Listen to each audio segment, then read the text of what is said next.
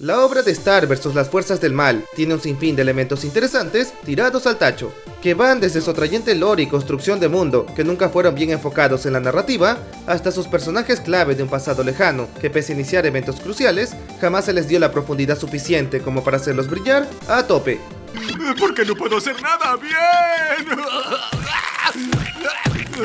Y de entre todos esos ejemplos, tenemos a un grupo de caracteres que pese a sus notables poderes o diseños, nunca se les dio pantalla necesaria para siquiera tener un buen desarrollo o argumento. Y en caso de tenerlos no se les brindó contexto alguno para que al menos nos importaran a posterior. Y es por eso que en esta ocasión les traigo mi top 10 sobre los personajes más inexplorados en Star vs las fuerzas del mal. Empezando por los que no fue tan grave su marginación al tener al menos algo de información sobre ellos, hasta los casos más lamentables y dolorosos al haber tanto potencial latente que por desgracia no se molestaron en explotar. Y bueno, sin nada más que agregar, empecemos con el contenido.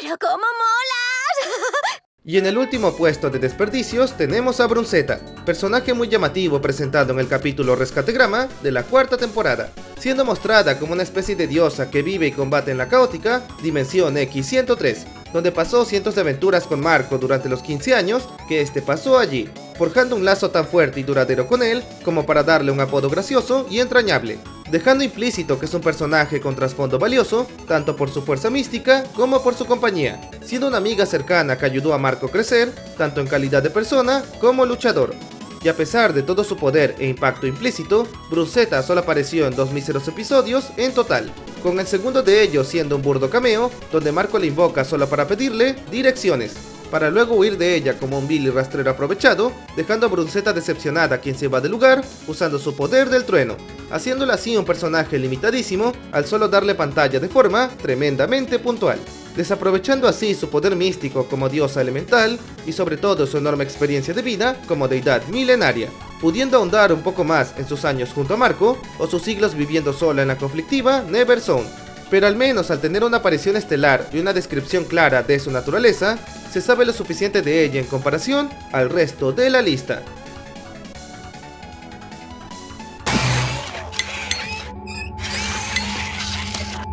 Buenos días, Santa Olga. Oh no, has cambiado tu aspecto. Y en la novena posición de seres no profundizados tenemos a Santa Olga, la misteriosa y arcaica robot que fundó el reformatorio para princesas más famoso y temido, siendo además la madre adoptiva de Meteora, quien la cuidó y renombró luego de su abandono a manos del rey Shastakan, siendo criada por ella con mano dura, muy acorde a su naturaleza mecánica de androide, reprimiendo no solo su herencia Butterfly, sino también torturándola literalmente, con tal de convertirla en una fría y digna sucesora. Y si bien se la revela como una figura clave en la tercera temporada, su trasfondo global se deja muy escueto en comparación a todo lo que podía ofrecer, ya que más allá de haber criado a Meteora mientras le escondía su pasado, su trasfondo como androide y fundadora de Santa Olga queda en el profundo misterio para la audiencia, desconociéndose cuántos siglos lleva existiendo su escuela, y más curioso aún, cómo esta acabó dirigiendo una academia prisión multiversal. Lo que sumado a sus centinelas robots que sirven como personal del lugar, dejan muchas preguntas al aire que por desgracia nunca se responden como tal, poniendo a Santa Olga como una figura importante en la trama, pero a la vez muy enigmática al no explicar el cómo surgió en primer lugar. Pero como al menos cumple su rol narrativo de buena forma, se queda como un personaje con algo de intriga, pero a nivel superficial. Y sus padres, Lord y Lady Lucitor del inframundo. Y en el puesto 8 del especial aparece la familia Lucitor, ya que con excepción de Tom, que al menos fue usado como personaje y aliado recurrente, el resto de su linaje fue bastante minimizado en cuanto a tiempo en pantalla y narrativa, mostrando solo lo justo y necesario de ellos, pero sin llegar a profundizar nada en especial. Algo triste al saber que Tom proviene de un linaje dual con un padre mi-humano y madre demonio, un tropo más que interesante que por desgracia nunca se ahondó en toda la trama, revelando solo el nombre de su padre como Dave, y que según el actor de voz de Marco solía ser un mi-humano barista que conoció a Brad Millard de pura casualidad, quien dicho sea de paso tiene curiosos poderes climáticos, los cuales nunca se explican del todo, además de hablar solo lenguaje demonio, impidiendo así conocer gran parte de sus opiniones, al igual que su abuelo Relicor, quien es aún más enigmático al ser mucho más viejo y sabio. conociéndose solo su gran biblioteca privada y que ayudó a cortar el lazo de Star y Marco con la mística roca cortante, pero dejando en intriga varias cosas de su pasado, como por ejemplo el aspecto de su primera y única esposa, reflejando así el enorme potencial que los Lucitor podrían haber ofrecido en cuanto a lore derivado, pudiendo profundizar el origen y raíz de los seres demoníacos y el cómo estos llegaron a ser aliados de los Butterfly. Pero como la serie prefirió enfocarse en romances absurdos, al final la familia Lucitor y su lazo con el inframundo quedaron rezagados a elementos ocasionales, pero sin demasiada construcción. Hola, señor Glossaric, sir. Sean. Lo siento, el transportador no funciona hoy.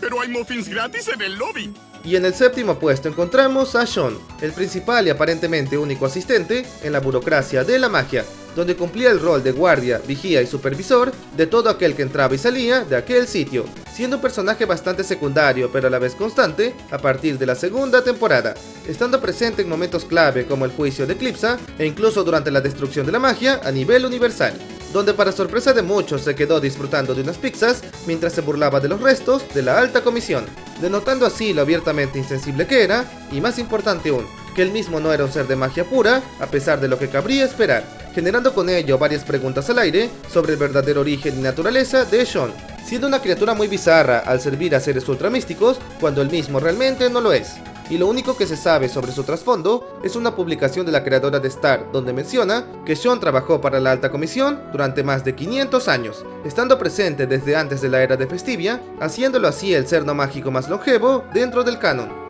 Y pese a ese notable mérito, no se conoce ni su dimensión de origen ni el motivo real de su trabajo para la magia, volviéndolo un personaje sumamente anecdótico que por desgracia se usó en su mayoría solo para hacer chistes fáciles y nada más. Prometo que yo no di la orden. Te quedas callado durante tu confesión. ¿Mina? Y en la posición 6 del repertorio tenemos al olvidado Archiduque Badwin, un personaje que quedó tan relegado en la serie, pese a su puesto y rol tan cruciales, en el pasado de Moon y su conflicto con Toffee, siendo el último rey de los monstruos conocido, quien entabló un intento de paz con la reina Comet, mostrando un lado muy diplomático y coherente para así terminar la guerra entre humanos y monstruos. Sin embargo, pese a esa buena intención, su general Toffee lo arruinó todo al acabar con Comet, aumentando aún más la tensión, con Badwin siendo capturado por la comisión y la guardia Butterfly, mientras Moon se encargaba del ejército de monstruos. Y luego de asustar a los malos, lo último que se mostró de él fue a este jurando lealtad a la reina Moon, arrodillándose ante ella y su poder para luego nunca más aparecer, dejando a la deriva su posterior destino al no reaparecer en el presente de la historia. Y lo que es peor, ni siquiera se lo menciona en lo absoluto, pese a haber sido una figura clave en la historia de Muni, no sabiendo siquiera si este fue encerrado para siempre tras su debut o pereció en un momento y lugar no especificado en la trama, marginándolo así de una forma terrible en comparación a su supuesto peso en la narrativa. Mira el príncipe Larry Alga Marina. Es como si alguien le hubiese pegado el atractivo. Sí, está bien volver a ver a todo el mundo. Hola, princesa Jax. Hola. Y en la mitad del material encontramos a los reinos de Jax y Seafold, quienes pese a ser aliados de los demás reinos principales, son los únicos entre todos ellos en no haber tenido un solo episodio centrado en sus dominios, a diferencia de otros sitios como el Reino Nubes o el de las Palomas, que mínimo tuvieron una presentación formal dentro de la historia. E incluso reinos ajenos como el mundo Pixie tuvieron un mendigo capítulo entero, a pesar de tener una trama episódica sin importancia posterior, lo que hace muy lamentable la omisión de la gente Jax y Seafolk en el argumento central del show, pudiendo al menos mostrar sus tierras de forma rápida durante la recolección de firmas de Star u otro momento clave. Pero en vez de eso relegaron a sus príncipes y reyes a meros cameos, sin relevancia ni voz genuina en la obra, con los Seafolk teniendo una mini aparición en la cuarta temporada, donde apareció la costa de su reino, pero poco más, mientras que el reino Jax quedó en una total incógnita que ni siquiera se molestaron en animar, dejándolos como los reinos y monarcas más marginados y olvidables al no tener ni un solo momento estelar para ellos, sintiéndose como mero relleno para hacer ver a Muni como una dimensión más vasta y diversa a la fuerza, pero sin indagar en todos sus reinos secundarios de una manera plena o al menos decente, para así dotarlos de dinamismo y vida.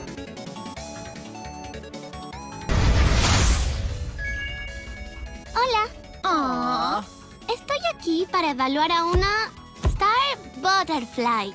Y en el cuarto lugar de seres incógnitos tenemos a la adorable Baby, a quien pese a poner como desaprovechada en un video anterior, me di cuenta que más que eso, el personaje en sí no fue explorado en absoluto durante su única aparición formal, siendo retratada como una tierna gata mágica que evaluó a Star, en ausencia de Glossaryck, como mentor, surgiendo de un frasco de cristal random que Moon abrió, solo para así dar marcha a la misión, pero sin llegar a dar un trasfondo o explicación real de Baby, dejando solo más preguntas que respuestas, como el por qué Moon la tenía encerrada en ese bote, y por qué Baby no había aparecido hasta entonces, pese a su gran rol como maestra. Y la duda más crucial, ¿qué es exactamente ella y de dónde proviene? Toda su raíz con la magia, ya que al viajar entre mundos y tener una gema como la de Glossaryck, se podría asumir a primera vista que es algo así como su contraparte, pero en realidad, según la sinopsis de su episodio, se trata solo de la hada madrina de Star, un dato que aunque muy curioso, jamás se molestaron en mencionar dentro de su aparición, haciendo a Baby un personaje muy misterioso por culpa de su improvisado debut, más que por un trasfondo auténtico y bien planificado.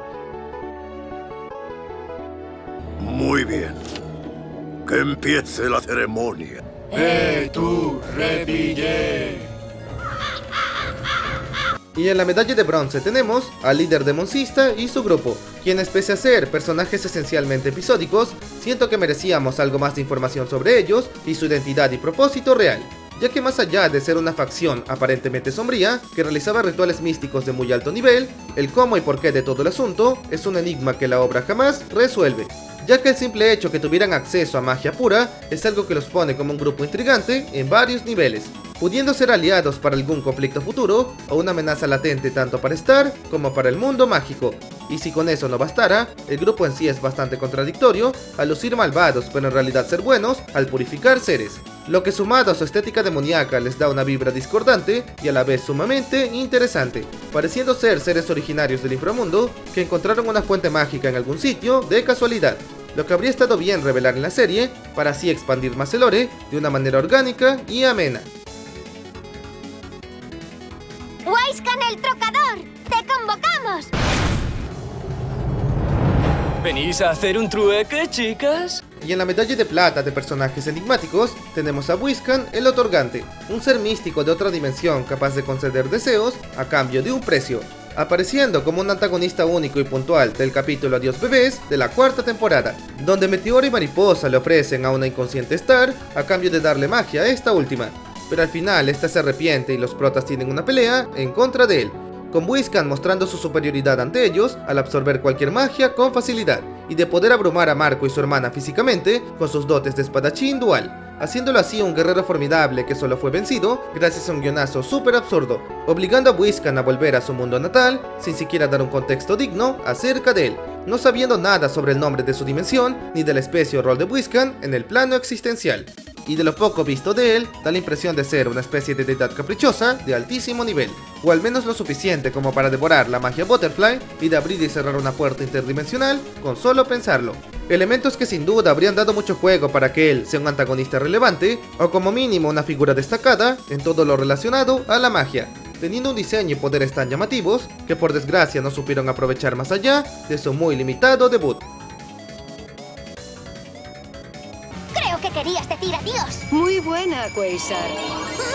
¡No, espera! ¡Por favor, apiádate de mí! ¡Elevato! Y en la medalla de oro del material tenemos a la princesa Quasar Caterpillar, quien es de lejos el personaje nombrado peor implementado de todos, siendo presentada como un mero chiste de una nota a pesar del inmenso potencial latente que tenía, ya que aunque no se dice como tal, es obvio que se trata de una contraparte multiversal de la protagonista Star, teniendo hasta su propio instrumento mágico y marcas de mejillas en forma de planeta, e incluso contaba con su propia guardiana guía llamada Indexia, además de un montón de amigos cercanos que son variantes directas de los de Star, siendo en esencia un paralelo directo al elenco central, el cual en vez de ser aprovechado, fue usado como un mero refrito para hacer un chiste de una escena, haciendo parodia al capítulo Bon Bon con Ludo tomando el mismo papel de payaso malvado, solo para ser vencido por Quasar rápidamente en una miserable secuencia de 2 minutos. Y lo peor de todo es que la serie tuvo la desfachatez de llamar a su debut como la princesa Quasar y la campanilla mágica, dándole esperanza que ella sería importante al darle un capítulo con su nombre literal,